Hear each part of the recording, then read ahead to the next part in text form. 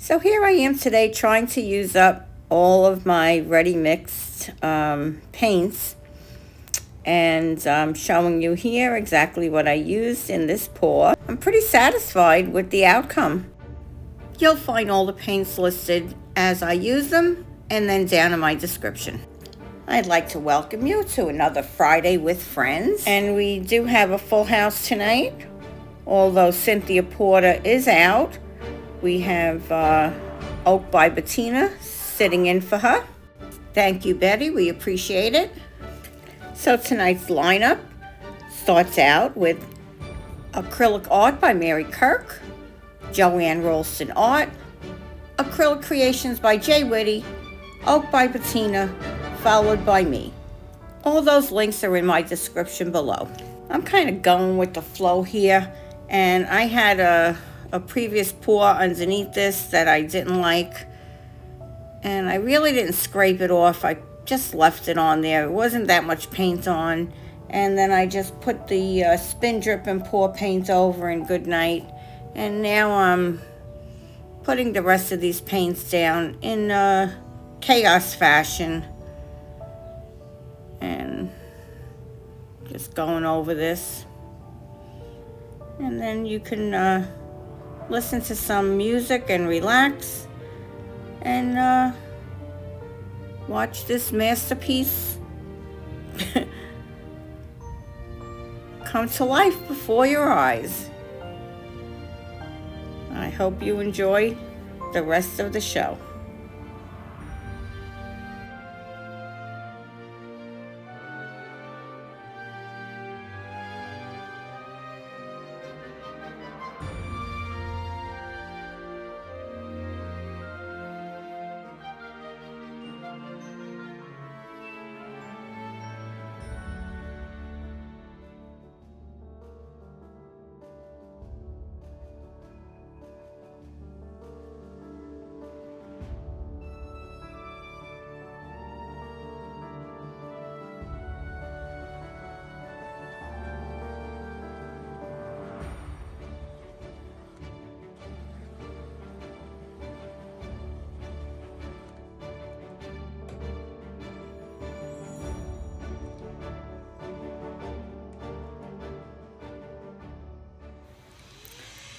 So as you can see here, when it gets into the view, I added one of the little tools that came in the package on that air compressor, and it's just a round little hole. That's all it is. Not too thin. There is that learning curve though, because this is quite mighty, I have to say. It is a mighty piece. But I'm getting there in understanding how to use it. So it's not too bad if I hold it back. Just got to hold it back a little bit. And I do enjoy it. I do enjoy using this little piece here because it's cold. And I don't have to worry about my paint's getting dried up too quickly. And if you notice, it does leave a different kind of I don't know what you call it. It looks different. It's not your normal blow dryer look. It's a totally different look to me. It looks very wavy, and I like it. And this is where I come in and I decide to level all of this out.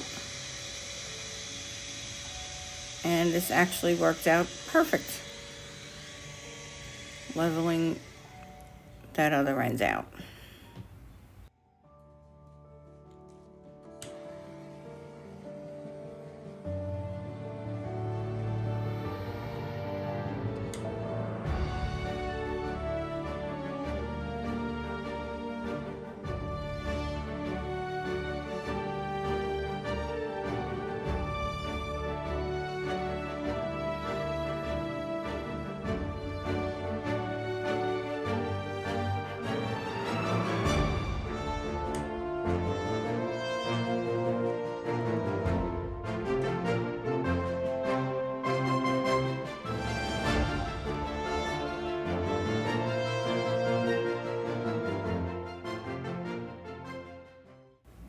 So this is where I decide to put some silver paint right onto the catalyst wedge. I'm not sure if that's how people do it. I really haven't watched any videos of people using a catalyst wedge. I've had mine since last year. I used it in a video, and I will put that above. I made an infinity sign. So this is what I'm doing with my catalyst wedge today.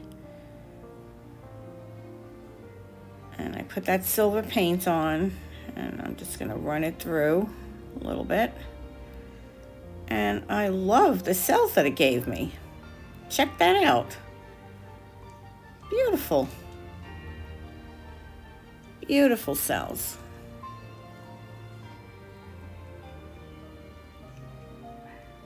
And I'm going to do that a few more times.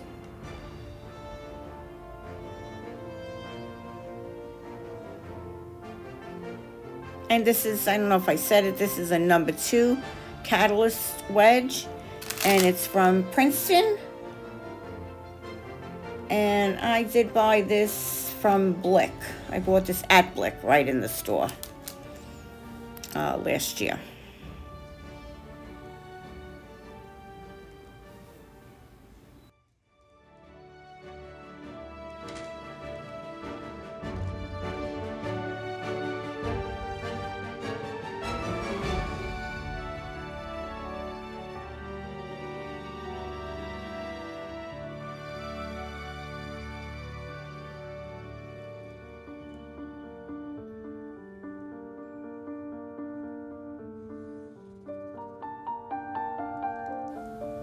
And I just see a big blob of paint on the left-hand side between those two parts where I used the 2 catalyst wedge. Right in there, right between there. But I did find a way to get rid of that paint.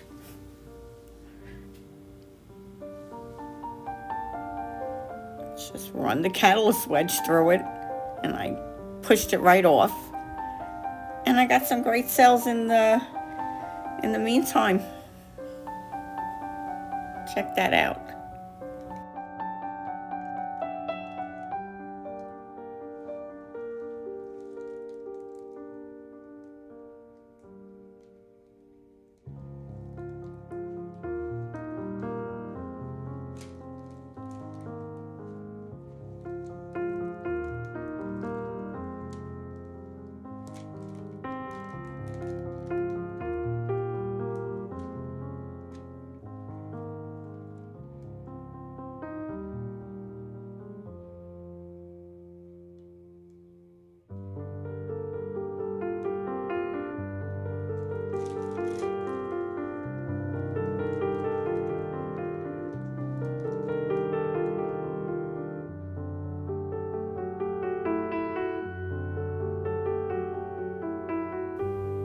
And there were a few spots that I went right down into the canvas with that catalyst wedge. And I just stuck the palette knife into that silver paint and filled it in, filled some of those spots in. And some of the other spots I also just filled in with the overflow of the paint that was on the canvas. All in all, it looked like I had a lot of paint on this canvas, but it is, these paints are self-leveling, and they did all level out. And as of now, when I am editing this video, everything seems level, and so far everything is drying pretty good. I'll be able to tell more in the morning, but it really looks great so far.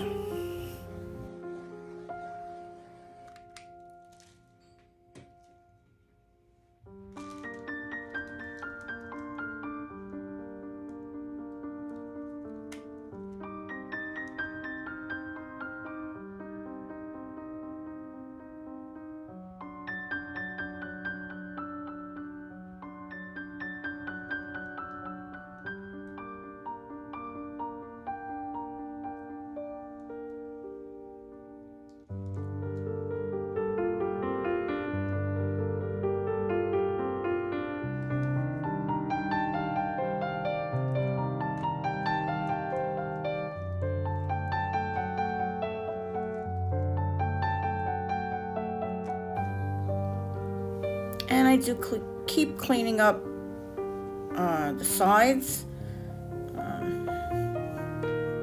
every once in a while. I've cleaned them up because I don't want anything to shift on here.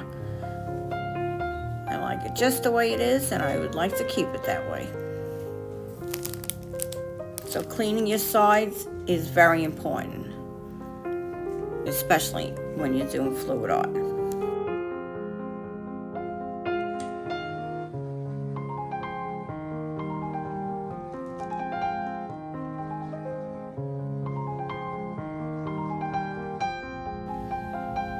And here you're going to see the close-up of the wet results, which are absolutely stunning. I loved using that catalyst wedge. I got such beautiful cells out of it, and some great lacing, and some great texture too. Absolutely beautiful. This came beyond my expectations. All ready mixed paints. So you really don't need to go out there and buy the most expensive paints. It's not necessary.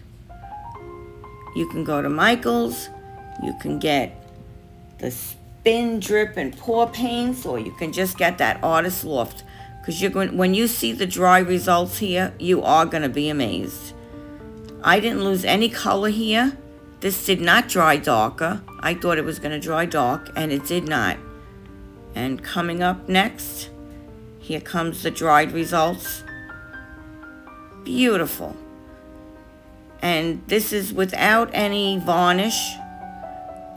Unfortunately, I could not go outside because it is raining here. And that glare, I apologize for it, but that's how shiny this piece is, with no varnish, with nothing. Absolutely beautiful. The colors are amazing.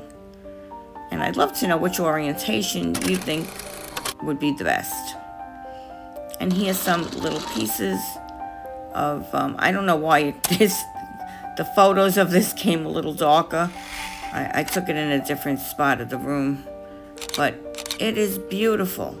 It really is. And there is no silicone here. This is Donna from Hollywood, California, signing off. Till next time, thank you for coming.